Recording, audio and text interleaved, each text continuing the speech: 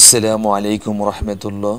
সম্মানিত দর্শক, আল্লাহর এই দুনিয়ায় যে যেখান থেকে আজকের এই ভিডিওটি দেখতেছেন সবাইকে জানাই আন্তরিক শুভেচ্ছা এবং আজকের এই ভিডিওতে সবাইকে স্বাগতম। তো আজকের ভিডিওটি হচ্ছে যে ইউটিউবে বা অন্যান্য গণমাধ্যম যেগুলি প্রচারের মিডিয়া যেগুলি আছে এগুলিতে বিভিন্ন ধরনের ফেক ইনফরমেশনগুলি শেয়ার করা হয়, প্রচার করা হয়। তো এই বিষয় থেকে সাবধানতার জন্য কিছু নিয়ম পদ্ধতি আছে এবং কী কী উপদেশ আছে সেগুলি আপনাদের সাথে শেয়ার করব।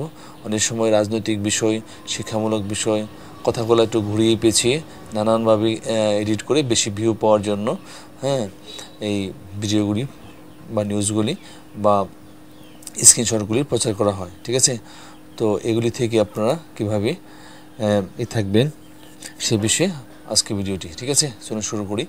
এখানে দেখেন কোনো তথ্য সত্য কোনটা মিথ্যা তা ব্যবহারকারী নিজেই কি শনাক্ত করতে পারবেন বলে জানিয়েছেন সাইবার নিরাপত্তা বিশ্লেষক জেনিফার আলম।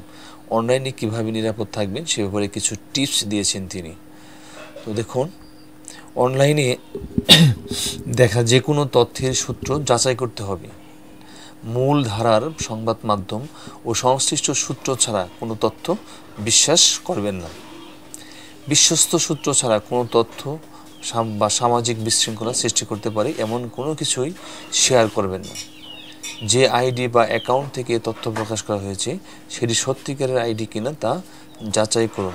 ভুয়া কোনো স্ক্রিনশট কেউ ছড়াচ্ছে কিনা সেটিও যাচাই করতে হবে। কোনো